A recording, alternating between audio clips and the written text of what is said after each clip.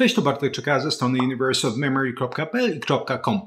Anemia z powodu niedoboru żelaza to jest taka prawdziwa plaga naszych czasów i jeśli chodzi o taką nieoficjalną klasyfikację w mojej głowie różnego rodzaju takich niedoborów żywieniowych, powiedziałbym, że znajduje się ta anemia na drugim miejscu tuż po niedoborach witaminy D. Niedobory, jeśli chodzi o witaminę D, są zdecydowanie na pierwszym miejscu, bo tamte w zależności od statystyki niedobory sięgają 90%. A jak to wygląda, jeśli chodzi o anemię z powodu niedoboru żelaza? Ogólnie szacuje się, trzeba pamiętać, że te szacunki się różnią od badania do badania, że mniej więcej 25% populacji całego świata będzie cierpiała z powodu niedoborów żelaza.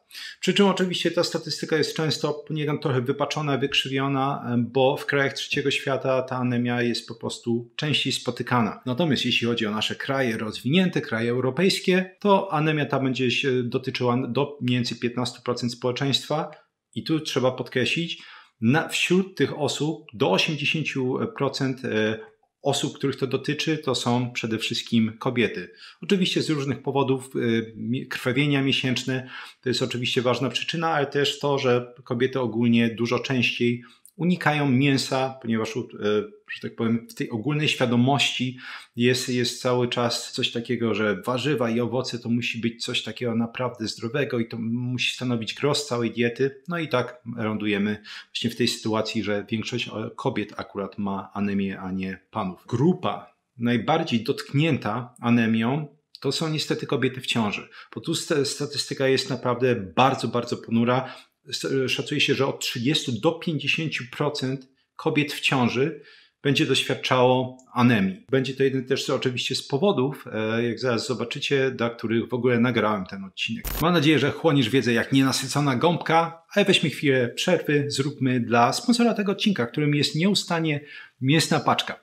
Jeśli nie kojarzysz, Mięsna Paczka jest dostawcą mięsa z certyfikowanych ekologicznych polskich gospodarstw, gdzie, jak to zawsze mówię, mięso jest hodowane jak Bozia przekazała. To znaczy nie ma żadnych antybiotyków na żadnym etapie hodowli, nie ma żadnych boosterów wzrostu. Mięso po prostu jest hodowane w pełni naturalnie, co gwarantuje oczywiście najwyższą jakość produktu. Coś, co tak naprawdę nie jest dostępne w praktycznie żadnym supermarkecie, tak, w żadnym typowym sklepie. I Mięsna Paczka działa w bardzo prosty sposób. Wchodzimy na ich stronę, wybieramy sobie już gotową, skompletowaną paczkę, która po prostu nam podejdzie, a jeśli nasze kubeczki smakowe grają w innym rytmie, to możemy samodzielnie skompletować sobie paczkę ze wszystkich produktów, które dostępne są w sklepie. Punkt drugi, wybieramy, gdzie paczka ma być dostarczona. Punkt trzeci, cieszymy się dostawą prosto pod drzwi. I paczka taka jest świetnie zabezpieczona warstwą izolacyjną, jest zmrożone wszystko suchym lodem. Można bezpośrednio właśnie przełożyć sobie taką mięsną paczkę prosto do zamrażalnika i wyciągać, kiedy albo mamy czas ugotować, albo po prostu jesteśmy głodni. I jeśli ktoś jeszcze nie zamawiał z mięsną paczką, to z kodem Bartosz10 jest 10% zniżki na pierwsze zamówienie. Serdecznie polecam wypróbować. Wydaje mi się, że wiele osób nie wróci już do zwykłego marketowego mięsa po takiej próbie. A ja jeszcze raz dziękuję Mięsnej Paczce za sponsorowanie tego odcinka i lecimy dalej. Żelazo jest oczywiście absolutnie niezbędne tak naprawdę w większości procesów, które odbywają się w ciele. Wystarczy wspomnieć, że żelazo jest absolutnie niezbędne w procesie replikacji DNA, w procesie proliferacji komórek, produkcji energii. Jeśli popatrzymy nawet na same te trzy powody, to się okazuje, że tak, nie bez powodu właśnie jest to absolutnie niezbędny i podstawowy składnik odżywczy. Po co ja to wszystko mówię, tak? Filmik tak naprawdę powstał, żeby zaadresować coś, co dla mnie osobiście jest olbrzymim problemem, mianowicie typowo nasze cywilizacyjne rozwiązywanie anemii właśnie na tle niedoboru żelaza poprzez suplementację. To mi się mniej więcej kojarzy z tym, że przychodzi do lekarza pacjent z cukrzycą i na dzień dobry dostaje oczywiście wcześniej metforminę, teraz niewykluczone, że flozynę albo Ozempik i to jest załatwianie sprawy, tak? Czyli zamiast po prostu zaadresować korzenie tego problemu, prawdziwe przyczyny, to jest w zasadzie dobra, papa, no bo wiecie, w 5 minut da się przepisać lek. Zawsze w parę minut da się przepisać lek, w parę minut nikomu nie wytłumaczysz, co ma robić. Właśnie dlatego tak naprawdę zawsze mówię, kanały takie jak ten, czy różnego rodzaju inne kanały dietetyczno-medyczne stają się popularne, bo tam przynajmniej ludzie często znajdują informacje, jak bezpośrednio adresować przyczyny swoich kłopotów. Niestety właśnie przepisywanie suplementów czy leków z żelazem stało się tak powszechne, że wystarczy nawet trafić do lekarza z lekką anemią i dostaje się po prostu na dzień dobry coś takiego, bez żadnych normalnych prób prostowania tego. Jest to absolutnie olbrzymi problem, bo większość osób, wydaje mi się, absolutnie nie ma świadomości, jakie spustoszenie, jeśli chodzi o układ gastroenterologiczny, o jelita potrafią wywołać te suplementy i leki. To może być absolutnie prawdziwa masakra. I właśnie to będę opisywać w filmiku.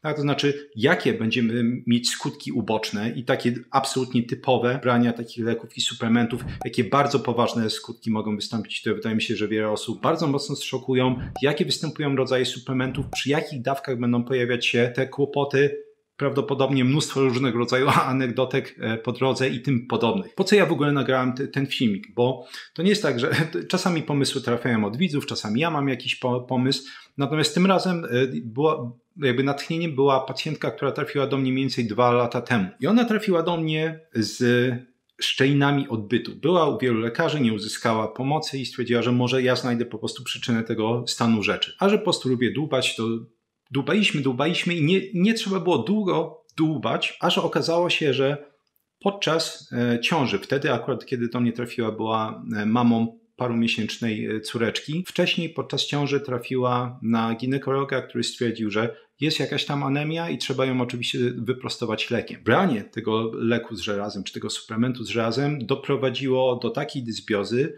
że zaczęły się koszmarne zatwardzenia. I te zatwardzenia objawiały się tym, że oddawanie stolca odbywało się mniej więcej co 3-4 dni. I dosyć szybko to oddawanie stolca w takim tempie skończyło się szczelinami odbytu. I nie ma co się silić, szczerze mówiąc, na naukowe tłumaczenia tego. To jest dosłownie, kiedy stolec rozrywa ci odbyt.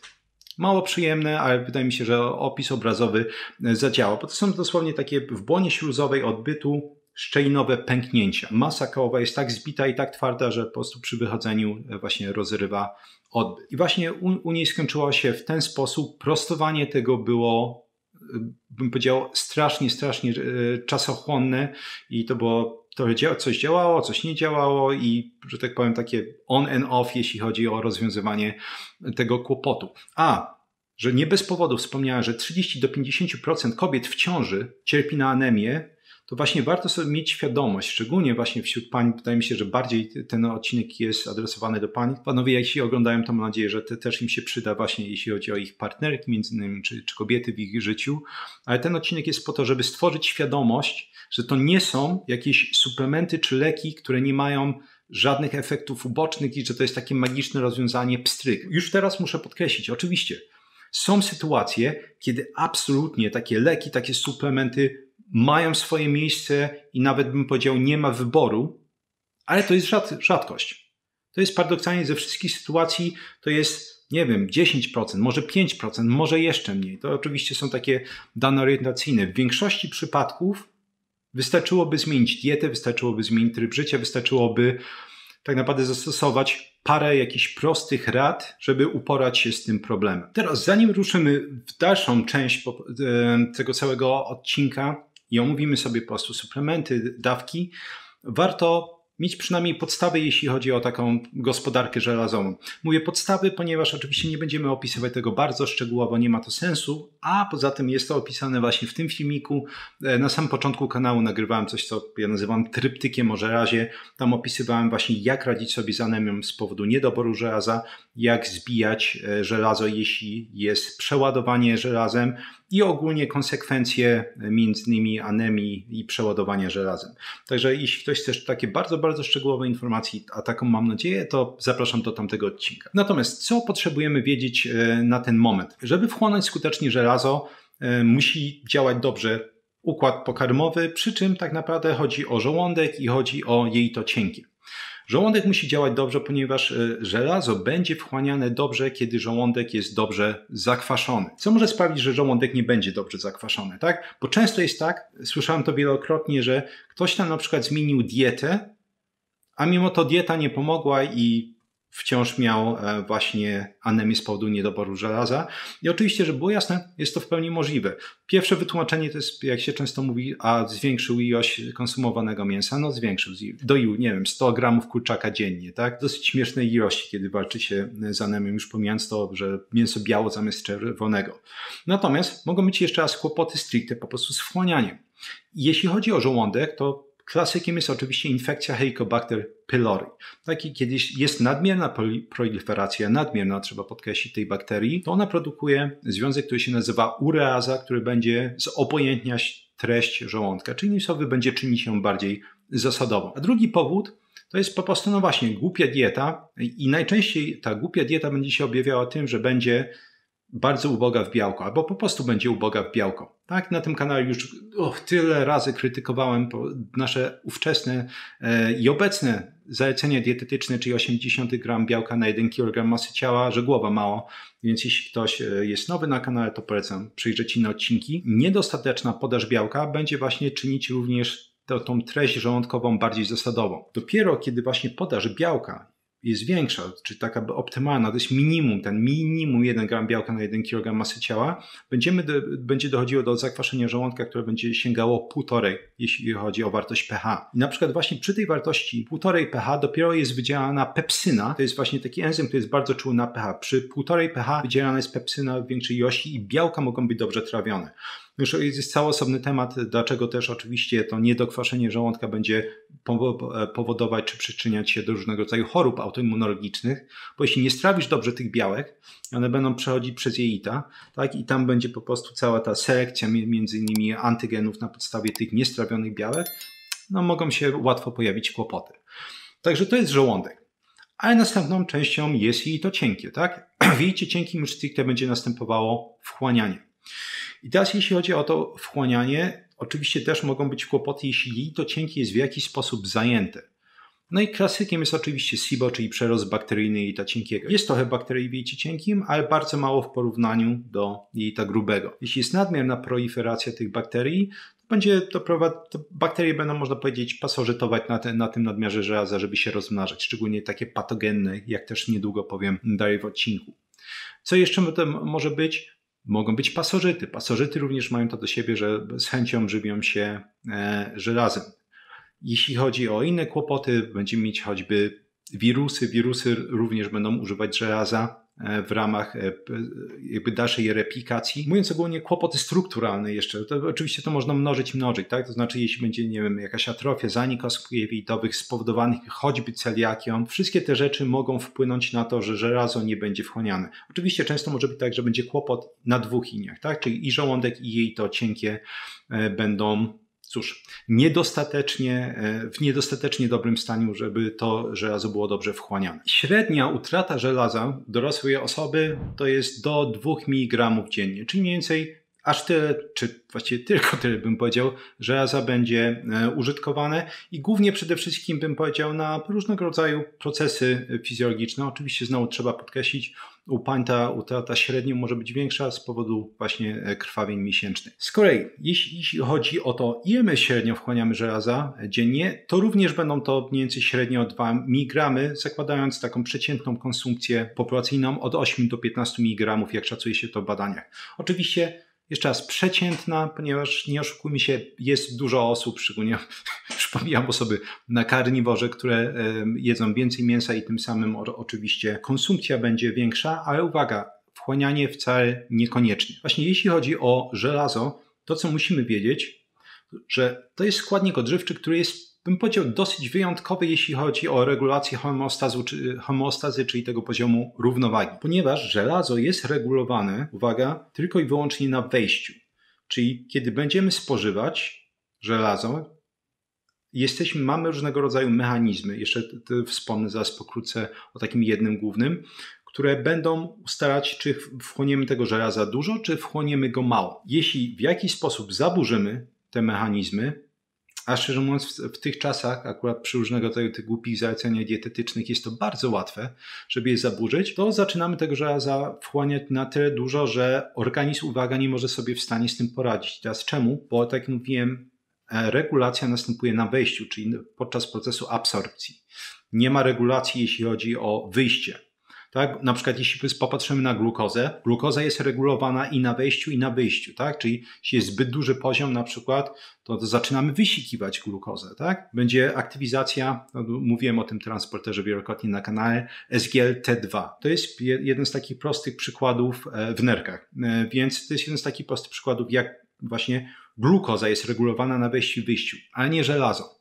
Czyli wystarczy przegiąć właśnie albo raz porządnie, albo oczywiście mieć zbyt duże wchłanianie jakiś czas, albo podaż i kłopoty same się pojawiają na horyzoncie niestety. Jak więc w uproszczeniu wygląda to wchłanianie żelaza? Mamy hormon w wątrobie, który nazywa się hepcydyna, również na kanale mówiłem o nim już mnóstwo razy, który działa w następujący sposób.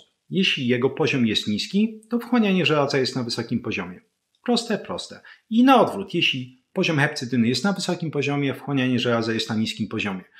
To jest właśnie powód, dla którego stricte jedząc nawet duże ilości mięsa, nie jest tak, że da się przedawkować żelazo, bo po prostu organizm to reguluje. Jeśli zaczyna czuć, mamy za dużo tego żelaza, to hepcydyna leci w górę. Czyli co jeśli na przykład, nie wiem, ktoś cię postrzelił, doszło do jakiegoś krwawienia mocniejszego, choćby z powodu jakichś obrażeń, w tym momencie hepcydyna bardzo mocno zaczyna spadać i wchłanianie żelaza może być na dużo wyższym poziomie. Co znaczy dużo wyższym? Wspominaliśmy sobie, że średnio wchłanianie żelaza będzie wynosiło mniej więcej 2 mg dziennie, ale w przypadku ciężkiej anemii, w przypadku drastycznie zwiększonych zapotrzebowań organizmu, to stężenie, ta absorpcja może wzrosnąć do 25 mg, czyli praktycznie 12,5 raza jest w stanie wzrosnąć. To jest kolejny off-topic, co się tyczy tak naprawdę większości składników odżywczych w organizmie.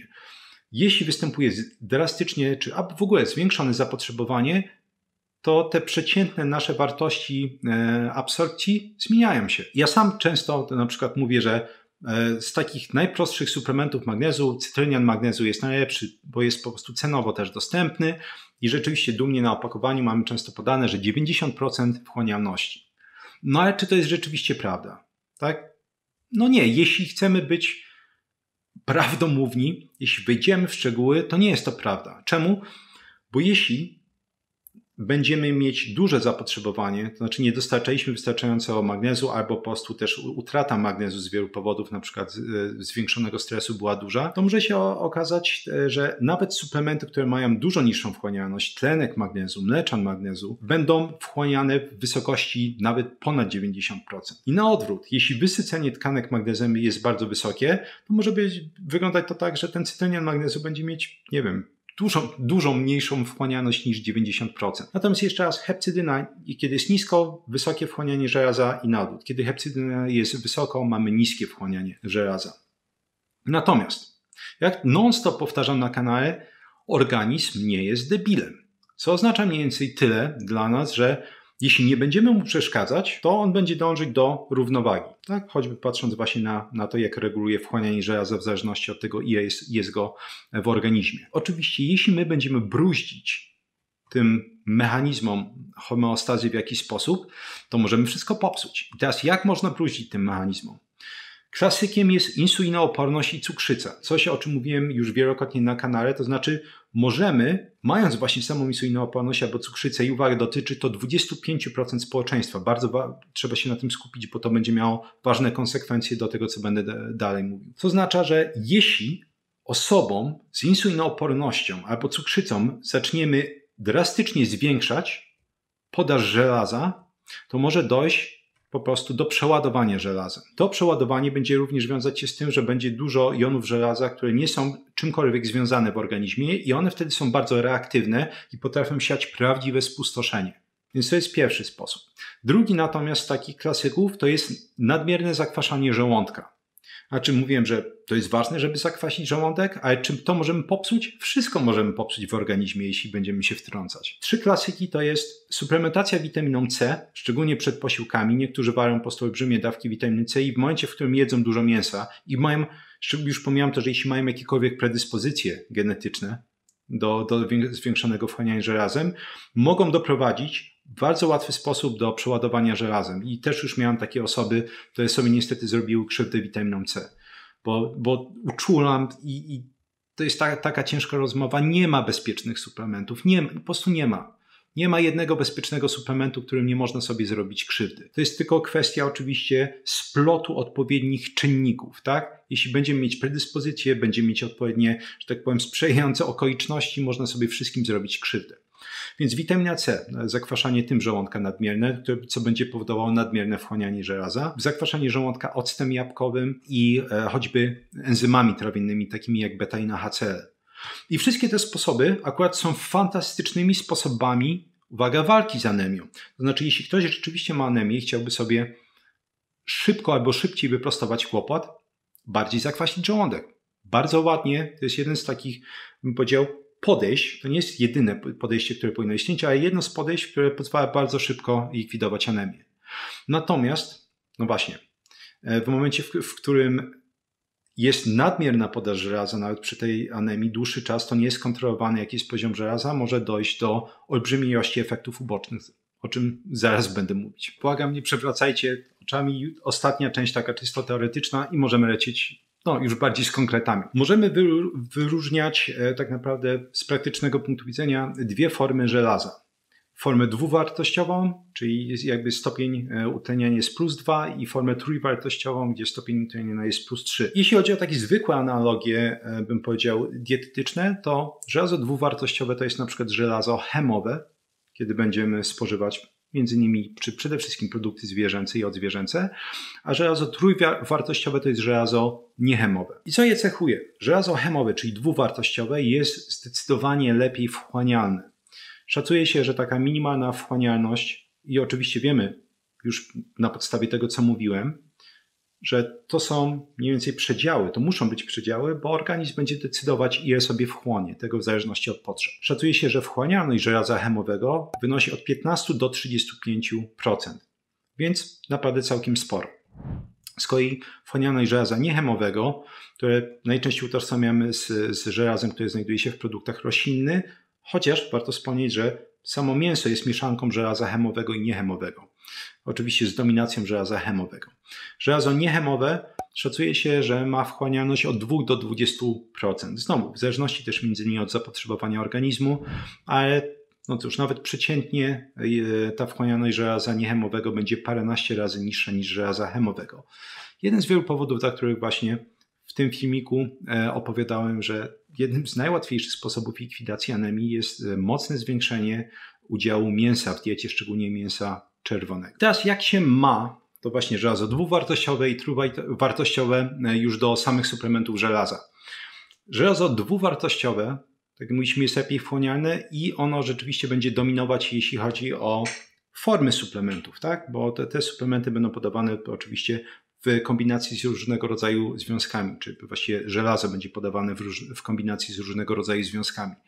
I na pewno w Polsce i tak naprawdę w większości choćby krajów europejskich będzie królować siarczan żelaza. To jest chyba, jeśli chodzi o żelazo doustne, najczęściej przepisywany obecnie suplement. I też, jak zobaczymy, bo na nim się będziemy skupiać głównie w tym odcinku, suplement, który jest obarczony olbrzymią ilością skutków ubocznych przy jakiejkolwiek większej konsumpcji. Mamy oczywiście różnego rodzaju inne kombinacje, jeśli chodzi o żelazo dwuwartościowe. Mamy fumaran żelaza, mamy glukonian żelaza. One są już rzadziej przypisywane, natomiast tak naprawdę schodząc w dół, fumaran, glukonian też będzie mieć większą łagodność, jeśli chodzi o układ gastroenterologiczny. To znaczy one będą wywoływać zdecydowanie mniej skutków ubocznych. I to są te suplementy doustne. Oczywiście mamy też suplementy, bym powiedział, płynne, z braku lepszego słowa, to znaczy formy żelaza, które będą używane w formie płynnej, czyli w postaci kroplówek, albo na przykład jeśli chodzi o krople podawane dzieciom.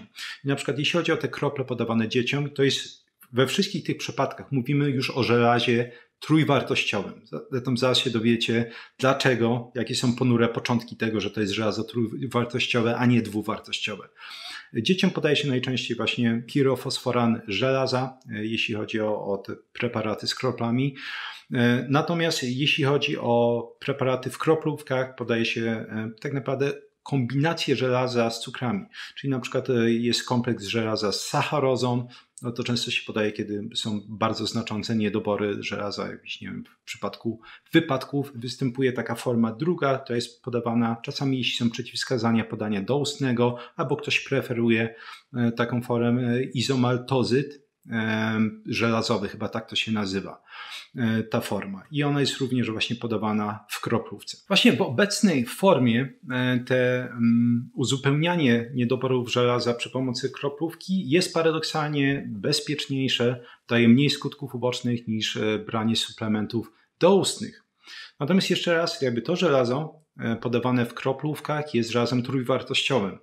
I tutaj właśnie jako ciekawostkę warto wspomnieć, że początek tego, jak stwierdzono, że żelazo dwuwartościowe się nie nadaje, jest dosyć tak naprawdę mroczny, jak zresztą wiele różnego rodzaju odkryć medycznych, ponieważ stwierdzono na logikę, jeśli żelazo dwuwartościowe jest lepiej wchłanialne, wiemy, że będzie lepiej uzupełniać niedobory, to wpakujmy je właśnie do tych preparatów w kroplówkach i tym samym to powinno pomóc szybciej pacjentom. Natomiast żelazo dwuwartościowe, kiedy jakby absorpcja nie jest kontrolowana, czyli innymi słowy, absorpcja nie jest kontrolowana dobrze w przypadku właśnie podawania czy nadmiernej podaży żelaza, takiej niedietetycznej między innymi, albo w przypadku tych czynników zakłócających, o których mówiliśmy. W momencie, w którym podawano początkowo pacjentom te dekady temu kroplówki z żelazem dwuwartościowym, to ilość skutków ubocznych, toksyczność tego żelaza była olbrzymia. Bardzo duża część osób, polecam poczytać, jeśli ktoś lubi takie ciekawostki z toksykologii, dostawała po prostu szoku anafilaktycznego przy podaniu takiej nawet jednej kroplówki. I dosyć szybko oczywiście się wyleczono, z tego było wiele różnego rodzaju eksperymentów, aby dojść między innymi do tych form jakby związków żelaza, o których już mówiłem. Z racji tego, że właśnie najczęściej przepisywaną formą żelaza będzie siarczan żelaza, to też głównie na nim będziemy skupiać się w tym filmiku. Przeciętny taki, bym powiedział, protokół suplementacji żelaza przy pomocy siarczanu żelaza jest taki, że podaje się od 80 do 400 mg żelaza w 2 do 3 dawkach. Zdarza się, że czasami podaje się mniej, na przykład, ale to głównie w momencie, w którym będziemy mówić o prewencyjnym podawaniu żelaza, czyli żeby zapobiegać anemii u osób, które mają ku temu jakieś predyspozycje. Statystyki mówią, że 60% osób w ogóle biorących suplementy żelaza będzie doświadczało skutków ubocznych, jeśli chodzi o skutki uboczne gastroenterologiczne. Ja oczywiście zawsze podkreślam, wszystkie takie statystyki, które są podawane, średnia ilość skutków ubocznych, absolutnie nie można im ufać. I to nie chodzi o bycie paranoikiem, to chodzi stricte o bycie realistą. Opisywałem to na przykład w przypadku statyn, ale będzie tyczyło się tak naprawdę praktycznie dowolnego suplementu i dowolnego leku. Jeśli nawet występują skutki uboczne, to może być tak, że pacjent ich nie zgłosi. Po prostu rezygnuje z brania danego leku, rezygnuje z brania danego suplementu, i jakby informacje dotyczące wystąpienia skutków ubocznych nie idą dalej. Ciężko sobie jakby nie wyobrazić, czemu tak się dzieje. Ktoś po prostu stwierdził, ja pierniczę, ale mi to dało w kość. Nigdy więcej po prostu jak najdalej od tego. Pomyślcie o sobie, o swoich bliskich. Ja nawet przecież miałem po prostu taką tonę osób, które pisały o skutkach ubocznych statyn w komentarzach i jestem więcej niż pewien, że praktycznie żadna z tych skarg nie została nigdzie zgłoszona. Dlatego te 60% to jest jakby w cudzysłowie. Ale drugi powód jest taki, że nawet jeśli pacjent zgłasza lekarzowi, to często to jest bagatelizowane. To znaczy lekarz mówi, przesadzacie, to jest, nie wiem, psychosomatyczne, albo nie wiem, jesteś historyczką i informacje te nie idą dalej. A nawet jeśli lekarz już przyjmie to często informacje nie są przekazywane dalej. Jeśli pójdzie już do jakiejś instytucji, często może być tak, że instytucja na przykład z jakiegoś powodu nie zgłosi tego dalej. Więc jakby ten łańcuch potencjalnego zakłócenia przekazywania informacji, trzeba mieć świadomość, jest olbrzymi. Natomiast oficjalnie, żeby było jasne, wracając już do tematu, 60% osób zgłasza skutki uboczne gastroenterologiczne po braniu takich suplementów. Są one na tyle dotkliwe, że znowu według badań co druga osoba przestaje brać te suplementy samodzielnie, po prostu z powodu dotkliwości skutków ubocznych. I teraz oczywiście przejdziemy sobie już stricte do skutków ubocznych i podzielimy sobie na dwie grupy.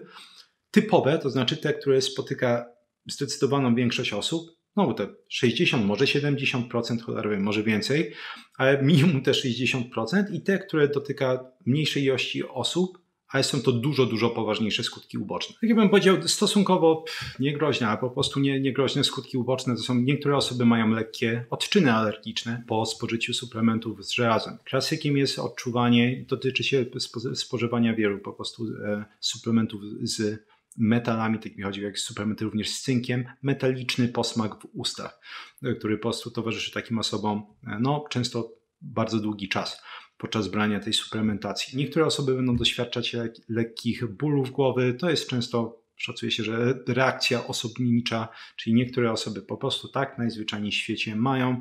Klasykiem jest oczywiście zmiana koloru stolca, on staje się bardziej czarny. Jest to znowu coś, czego większość osób powinna się spodziewać. Przechodząc już stricte do efektów ubocznych, skutków ubocznych gastroenterologicznych, zaczniemy od mdłości. Znowu, absolutnym klasykiem wśród wielu osób są mdłości. One mogą po prostu również prowadzić do wymiotów. Również następne będzie uczucie pełności żołądka, tak? Czyli takie jakby wzdęcie, uczucie pełnej sytości, nawet jak się zjadło niewiele. Suplementy te, szczególnie właśnie ta forma dwuwartościowa żelaza, ona nie jest niczym związana, jest w stanie bardzo łatwo się utleniać. I kiedy się będzie utleniać, może powodować różnego rodzaju podrażnienia śluzówek. Może być to podrażnienie śluzówki przełyku, może być to podrażnienie błony śluzowej żołądka, błony śluzowej dwunatnicy i tak naprawdę można powiedzieć, że na całej praktycznie długości jeit może się to odbywać, mimo że to wchłanianie odbywa się w dwunastnicy, to często tego jest tyle, że po prostu to żelazo przeleci dalej. Dlatego też między innymi kolor stolca jest tutaj niezmieniony. Ogólnie te ilości suplementów z żelazem, które są przepisywane, będą prowadziły do dysbiozy. To znaczy, jeśli ktoś nie miał wcześniej na przykład choćby tego przerostu bakteryjnego jelita cienkiego, gratulacje, właśnie możesz go doświadczyć po prostu tak, bo bierzesz to.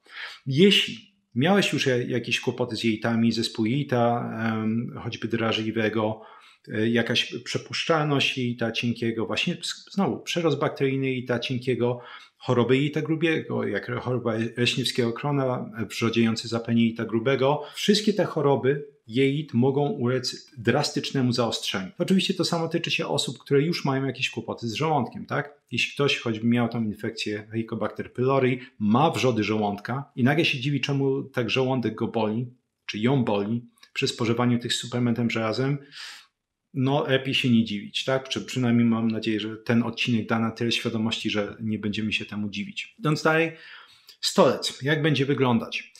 Jeśli będzie zmiana konsystencji stolca, a najczęściej będzie to zatwardzenie, czy właściwie jeśli chodzi o pasaż jelitowy. Albo będzie mocne zatwardzenie, albo będzie spowolnienie pasażu jelitowego.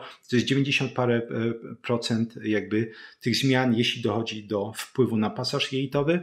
Co ciekawe, parę procent akurat będzie reagować stricte biegunkami, a nie zatwardzeniami. Wracając jeszcze na chwilę do tej dysbiozy, mówiliśmy, że może ona po prostu wystąpić, albo jeśli ktoś już miał jakąś dysbiozę, może być ona zaostrzona i już objawiać się chorobowo, tak jak choćby SIBO. Natomiast tutaj właśnie warto zrobić sobie przerwę, żeby uświadomić sobie, jak właśnie w przypadku tych czynników zakłócających te efekty uboczne mogą wystąpić dużo częściej.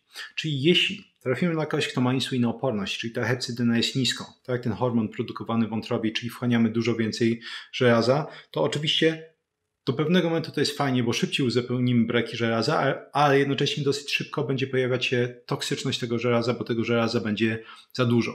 Więc też takie osoby powinny być świadome że z insulinoopornością, że mogą dużo szybciej dostać po tyłku efektami ubocznymi. I co, szczerze mówiąc, mnie najbardziej martwi, to, że klasykiem jest to, że często, oczywiście to jest najczęściej trzeci trymestr, będzie występowała u pań cukrzyca ciążowa. Tak? Jeśli jednocześnie taka pani będzie brała suplementy z żelazem, czy leki zawierające żelazo, a oczywiście tak jak mówiliśmy, 30-50% kobiet w ciąży mają taką anemię i często właśnie pod opieką lekarza dostają takie dosyć duże dawki tego żelaza, to może dojść do naprawdę olbrzymich kłopotów. Co jeśli chodzi o te poważne efekty uboczne i jeszcze raz trzeba podkreślić, oczywiście mamy coś takiego jak po prostu predyspozycje jakieś genetyczne, cechy osobnicze, które będą sprzyjały niektórym osobom, żeby rozwinąć te poważne skutki uboczne, to przede wszystkim te skutki zakłócające, czynniki zakłócające, o których mówiłem, mogą spotęgować te skutki uboczne do rangi tych już poważnych. No i teraz co mam na myśli poprzez te poważne skutki uboczne. Mówiliśmy sobie, że ogólnie te suplementy mogą powodować podrażnienie błon śluzowych, czy to w przełyku, czy to w żołądku, czy to w jelitach. Bardziej poważną formą tego będzie owrzodzenie. To jest drugi krok, czyli generalnie to podrażnienie jest na tyle mocne, że pojawia się owrzodzenie. I mamy udokumentowane przypadki choćby owrzodzenia przełyku, które już utrudniało oddychanie. Jeszcze raz, jeśli ktoś ma wrzody żołądka, to może spotęgować jak najbardziej owrzodzenie żołądka, ale najgorszą możliwą opcją jest to, że będzie dochodziło do przerwania. Tak, podrażnienie, wrzodzenie i następnie krwawienie już z przewodu pokarmowego i też dochodziło do takich oczywiście efektów ubocznych. Kolejne to jest obstrukcja jelit, czyli po prostu niedrożność. Tak, mówiliśmy sobie, że często występują zatwardzenia, do mechanizmu sobie zaraz dojdziemy, czyli ten pasaż jelitowy jest bardzo utrudniony. No jeśli ten pasaż jelitowy w pewnym momencie spada do praktycznie zera, ta masa kołowa się gromadzi, ona zaczyna się zbijać, to już nic nie przejdzie przez jelita i warto wiedzieć, jest to oczywiście stan bezpośrednio zagrażający zdrowiu i podlega hospitalizacji, często interwencji chirurgicznej, żeby uratować taką osobę i również do tego może dojść. Także szczególnie należy zachować czujność, jeśli ktoś przy tych suplementach zaczyna oddawać kał raz na parę dni, bo nigdy nie wiadomo, kiedy po prostu któryś z tych dni będzie tym ostatnim przed wystąpieniem obstrukcji. I nie daj Boże przed dalszym jakimś zmierzchem zdrowotnym, mówiąc eufemistycznie. Następnym krokiem jest po prostu toksyczność żelaza spowodowana przeładowaniem żelazem, nadpodażą żelaza i o tym właśnie mówiłem w jednym z tych odcinków z tryptyku żelaza. To już jest tak naprawdę cała osobna jednostka chorobowa, bo ona będzie, ta toksyczność żelaza tyczyć się praktycznie każdego organu. Może dojść na przykład do kłopotów z erekcją, może dojść do uszkodzenia wątroby, do uszkodzenia trzustki, kardiotoksyczności, a więc uszkodzenia czy toksyczności dla mięśnia sercowego, uszkodzeniu stawów. Jest tego mnóstwo, nie będę tego opisywać, ale że tak powiem, to może doprowadzić do jakby całej osobnej jednostki chorobowej. Szok anafilaktyczny jak najbardziej może się zdarzyć, czyli to co opisywałem jako ciekawostkę, jeśli chodzi o pierwsze formy kroplówek z żelazem. Występuje neurotoksyczność, czyli toksyczność dla komórek mózgowych. Tym samym, jeśli takie suplementy będą podawane osobom, które już mają jakieś formy chorób neurodegeneracyjnych, czy to Parkinsona, czy to Alzheimera, znowu możemy się spodziewać jak najbardziej zaostrzenia symptomów. Więc to są takie, bym powiedział, no i jeszcze ogólnie stricte te suplementy mogą powodować jakby kardiotoksyczność w skrajnych przypadkach. Tak jak mówię, to są te już rzadsze, a jednocześnie występujące skutki uboczne suplementacji żelazem w większych dawkach. No i właśnie, większe dawki znaczy co? W przypadku jakich dawek one będą występować? Co nam szepczą badania naukowe właśnie jeśli chodzi o dawki? Generalnie jeśli chodzi o niskie dawki, czyli do parunastu miligramów żelaza, wyniki są dosyć mieszane, to znaczy w przypadku choćby badań nad dziećmi w Afryce, gdzie anemię leczono w ten sposób. W niektórych badaniach nawet w przypadku 8 mg zaczyna dochodzić do negatywnych zmian mikrobioty. W niektórych badaniach takie ilości nie powodują absolutnie żadnych kłopotów. Generalnie można tak czy siak założyć, że te mniejsze dawki raczej nie powinny powodować kłopotów, gdzie mniejsze to jest, gdzie powiedziałem, do 20 mg, paręnaście mg. Łatwo sobie wyobrazić, że to są dawki, które można jak najbardziej dostarczyć w mięsie. Co, uwaga, absolutnie nie zezwala na zrównanie tego suplementu z odpowiednią ilością żelaza, tak, analogiczną ilością żelaza w produkcie spożywczym, choćby w mięsie. Bo to są dwie różne rzeczy. Stricte żelazo odosobnione, a żelazo dostarczane z innymi, między innymi metalami, czy że tak powiem w całym opakowaniu. I o tym warto pamiętać. Mieliśmy właśnie wzmianki w literaturze, że nawet już przy ilości żelaza suplementacyjnego 50 do 70 mg zaczynają się mocno negatywne zmiany dysbiotyczne w mikrobiocie. I to w sumie najładniej udokumentowano w badaniu nad zdrowymi kobietami w średnim wieku. One miały 40 do 50 parę lat, miały normalną wagę, więc przynajmniej insulinooporność najprawdopodobniej nic nam specjalnie nie bruździła, nic nam nie mieszała. I tam podzielono te kobiety na dwie grupy, które brały minimum 100 mg żelaza suplementacyjnie i do 10 mg. Te, które brały do 10 mg nie miały właściwie żadnych negatywnych zmian. Te powyżej 100 mg, jak badano, mikrobiotem miały już dosyć mocno negatywne zmiany. Dochodziło do mocnej proliferacji różnego rodzaju patogennych, patologicznych bakterii z rodziny Proteobacteria, m.in. E. coli, Salmonella, Shigella, wszystkie te paskudne klasyki. Natomiast różnego rodzaju pozytywne szczepy bakterii, Faecalibacterium, Ruminococcus, Akkermansia zaczęły spadać. I w sumie to badanie ładnie podsumowano, że jest taka dosyć liniowa zależność między żelazem a ilością skutków ubocznych potencjalnie i tych negatywnych zmian, które będą dziać się w jelitach. Jeśli te skutki uboczne występują, to warto wiedzieć, że generalnie już jest naprawdę kawał syfu w mikrobiocie. Tak? Ona jest dosyć mocno rozregulowana i odwracanie tego będzie zajmowało minimum długie miesiące, żeby to do stanu wyjściowego wracało. Bym powiedział, i dla wielu osób może być to trochę kontrowersyjne, ale bym powiedział dla wielu osób bez znajomości literatury w tym temacie, że prawdopodobnie szybciej organizm się po antybiotykach podniesie niż po prostu po braniu suplementacyjnego żelaza tygodniami. Z punktu widzenia mechanizmów pierwszym powodem są stany zapalne i ogólnie mówiąc stres oksydacyjny, ponieważ niezwiązane żelazo, wolne jony żelaza mają to do siebie, że ogólnie one świetnie i przyjmują elektrony i dają elektrony, co czyni je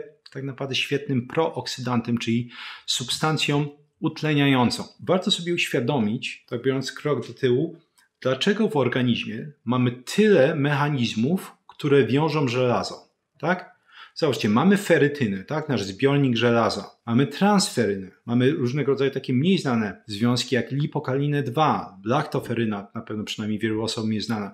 Generalnie to są różnego rodzaju mechanizmy, które sprawiają, że żelazo będzie w minimalnym stopniu występować w formie niezwiązanej. I czemu?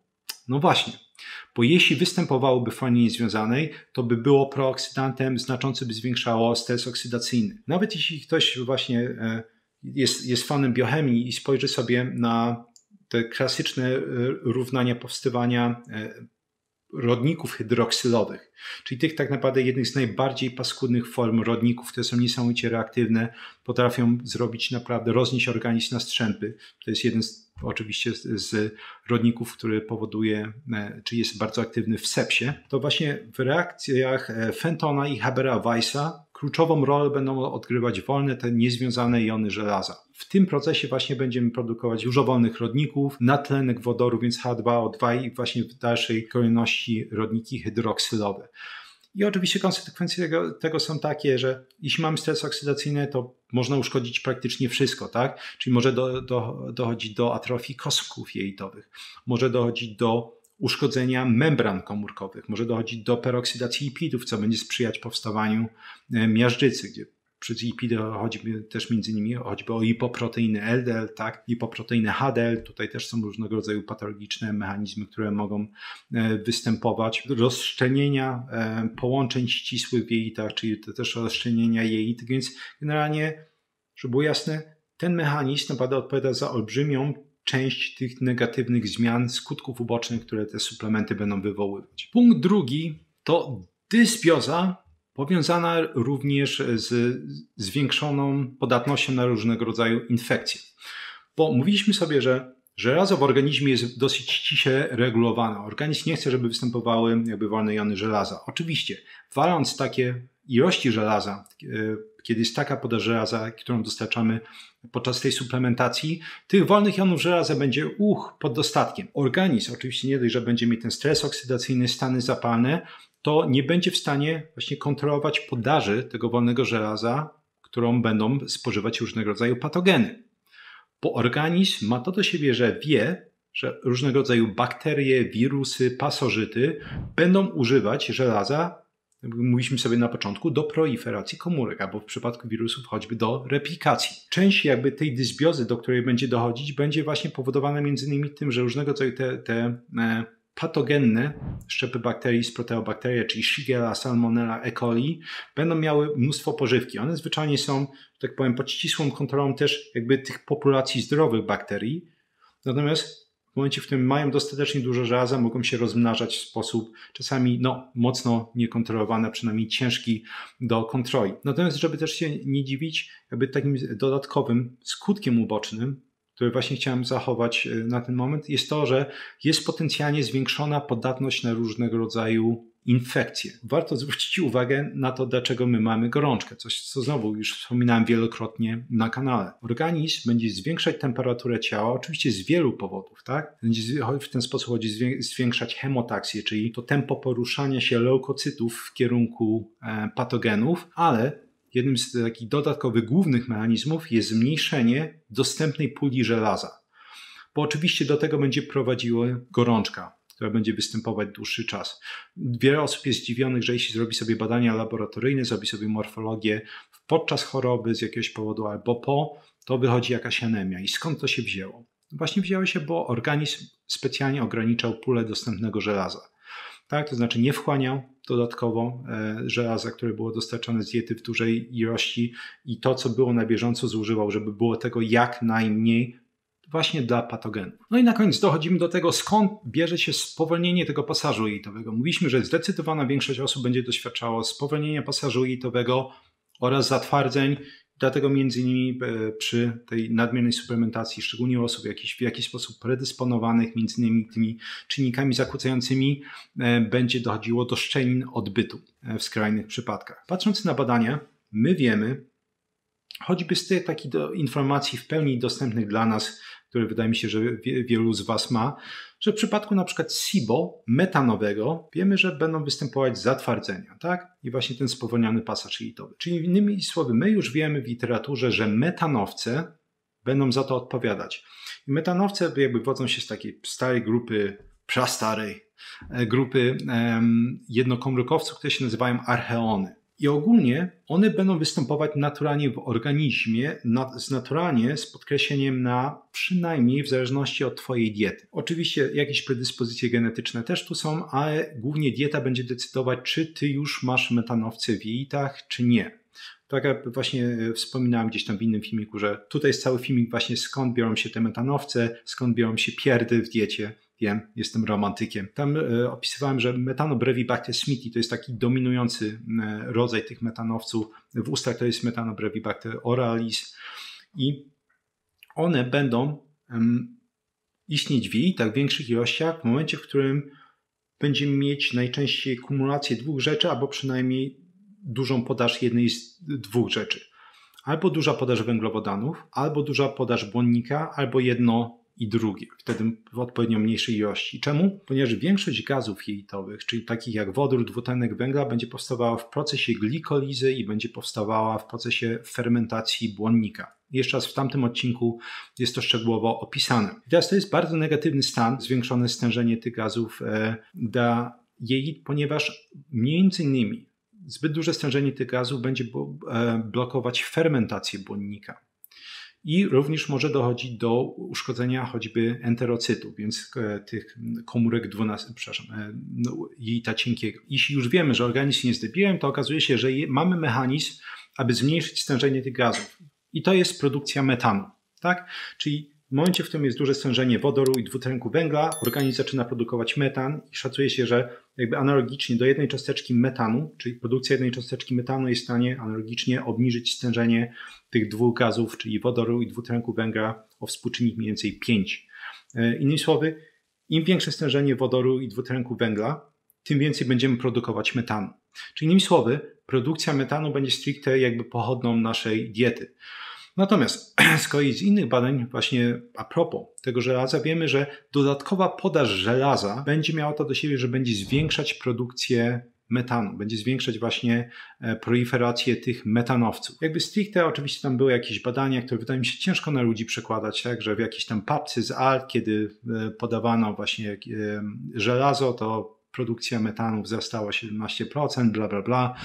Wydaje mi się, że nie ma to, szczerze mówiąc, specjalnego znaczenia, czy to jest 10, 15, 20% i tak dalej, bo z praktycznego punktu widzenia pytanie jest, czy my jesteśmy w stanie zaobserwować zatwardzenia przy tej suplementacji żelazem? Tak. Czy my wiemy, skąd to się bierze potencjalnie mechanistycznie? Tak. Więc to jest tylko kwestia kłócenia się o procenty. Natomiast oczywiście zwróćcie uwagę, znowu dochodzimy do tego, że jeśli ktoś już miał głupią dietę, czy insulinooporność, cukrzycę, duża konsumpcja między innymi węglowodanów i tak dalej, to automatycznie jest zdecydowanie bardziej narażony na występowanie właśnie zatwardzeń i spowolnienia pasażu jelitowego, ponieważ ta osoba już w ogóle ma metanowce. Więc teraz tego będziemy zwielokrotniać prawdopodobnie właśnie produkcję tego metanu w układzie pokarmowym. I nie bez powodu właśnie osoby, które już dokonywały złych wyborów dietetycznych, mówiąc ogólnie, będą płacić zdecydowanie wyższą cenę przy suplementacji żelazem. Jakby to podsumować? Na pewno nie na pozytywną nutę, bo szczerze mówiąc wydaje mi się, że nie ma tu dużo pozytywnego do powiedzenia. Moim zdaniem obecny jakby ten protokół przepisywania suplementów z żelazem to jest czysta nieodpowiedzialność i po prostu głupota, bo suplementy są często bezkrytycznie przepisywane osobom, które nawet mają lekką anemię, średnią anemię, rzeczy, które można bez problemu wyprostować, między innymi dietą albo prostymi sposobami, które właśnie, jak już mówiłem, opisywałem w tych innych filmikach. Ale oczywiście dobrze wiemy, że dużo łatwiej jest przepisać tabletkę. Jeśli mamy 5 minut na pacjenta, 10 i tak dalej, to jeśli dam mu suplement żelazem, to czuję, że spełniłem po prostu swój obowiązek. Natomiast jakie konsekwencje potem będzie ponosić taki pacjent, to już jest osobna sprawa. Natomiast właśnie filmik też jest nagrany, dlatego że wydaje mi się, że absolutna większość osób, która podejmuje się suplementacji żelazem, nie ma pojęcia o skutkach ubocznych i mi się wydaje, że to jest suplement, lek, to jest tylko żelazo, co może być tutaj złego? Bo jeśli taka osoba by rzeczywiście przechodziła i miała na przykład pogawędkę z lekarzem czy innym specjalistą, że słuchaj, możesz to wziąć, oczywiście to przyspieszy proces pozbywania się anemii, ale musisz wiedzieć, że może dostaniesz zatwardzenia. W skrajnych przypadkach dysbioza będzie taka, że zatwardzenie po prostu doprowadzi do szczeli odbytu, będziesz krwawić z tyłka najbliższe 2 lata, to bierzesz? Prawda? Wiadomo, że ta rozmowa by wtedy wyglądała w inny sposób. Znowu, żeby nie wybrzmieć źle, podkreślę, są sytuacje, w których suplementacja żelazem jest skazana, ale w praktyce większość osób, która dostaje suplementy żelaza, po prostu powinna dostać edukację. Najpierw powinna próbować w jakikolwiek inny, naturalny sposób pozbyć się tej anemii, bo można, najczęściej można. Ja wiem, że czasami wymaga to po prostu grzebania, to wymaga dalszej diagnostyki, tak? Zwiększyłeś konsumpcję mięsa i wciąż masz na przykład anemię? Hej, może coś jest nie tak z twoim jelitem cienkim, może coś jest nie tak z kwaśnością twojego żołądka, może właśnie masz helikobaktera, może masz to i tamto. Tylko trzeba właśnie dążyć do tego, żeby dotrzeć do tego celu. Mój ogólnie apel, przyzwyczaiłem się, że jestem tym złym w internecie, który rujnuje wszystkie fajne suplementy i wszystkie leki, tak? Że jestem taki negatywny po prostu. Ale nikt nie chce o tym mówić, tak? Przynajmniej nie zauważyłem jakiejś chęci albo świadomości, żeby inne osoby o tym mówiły. Więc ten filmik jest właśnie, mam nadzieję, taką, nie wiem, jakąś ostoją informacji, żeby stworzyć samoświadomość wśród szczególnie pań, a jeśli chodzi o panów, to oczywiście rzadziej ich dotyczy, żeby doradziły kobietom w swoim życiu, partnerom, matkom i tak dalej, które biorą te suplementy, nie potrafiły połączyć tych kropek z efektami ubocznymi, że warto szukać innej ścieżki. Często, jeśli już te skutki występują, warto po prostu odłożyć te suplementy i próbować inaczej. To jest taki mój głęboki apel. Mam nadzieję, że przynajmniej to będzie jakiś taki, nie wiem, kamyczek, który ruszy tą całą lawinę świadomości a propos tego, że te suplementy są tak naprawdę, uważam, dosyć mocno niebezpieczne w tych dawkach, w których są przepisywane dla większości osób i nie powinny być w większości osób przepisywane bez jakichś wcześniejszych prób zmian, między innymi diety. Dajcie mi znać, czy chcielibyście, żebym nagrał filmik, jak sobie potencjalnie radzić z suplementacją. Czyli w sensie, nawet jeśli ktoś chciałby brać suplementację, co można zrobić, żeby zminimalizować ilość efektów ubocznych albo je wyeliminować, chociaż ogólnie zawsze mówimy o prawdopodobieństwie, więc jak zmniejszyć szanse wystąpienia tych efektów ubocznych. Dajcie mi koniecznie znać. Dzięki serdeczne za wysłuchanie tego odcinka, jak zawsze.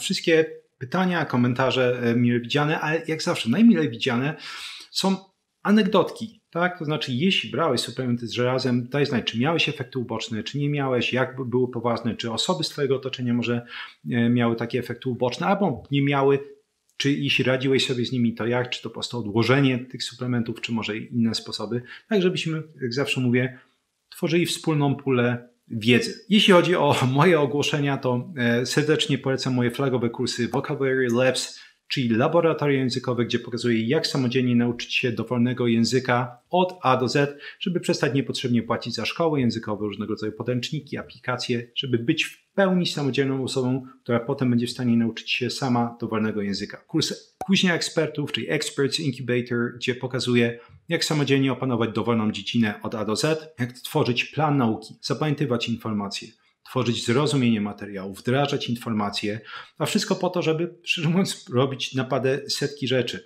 Jeśli ktoś chce się lepiej uczyć w liceum, na studiach, kurs pomoże. Chcesz się przekwalifikować, kurs umożliwi Ci zrobienie tego. Chcesz rozwinąć się w pracy, zrobić certyfikaty czy egzaminy, z którymi miałeś kłopoty, kurs Ci w tym pomoże. Itd. itp. Oraz kurs o jeden włos za daleko, gdzie pokazuję, jak zatrzymać i odwrócić łysienie androgenowe oraz walczyć z różnego rodzaju upierdliwymi chorobami skóry głowy, takimi jak m.in. uporczywy łupież. 3 piosenki rockowe w pierwszym komentarzu pod filmikiem, żeby miło spędzić czas również po wysłuchaniu tego odcinka. Jeśli rozwiniesz opis, tam znajdziesz literaturę naukową, która była jakąś podpórką dla tego odcinka.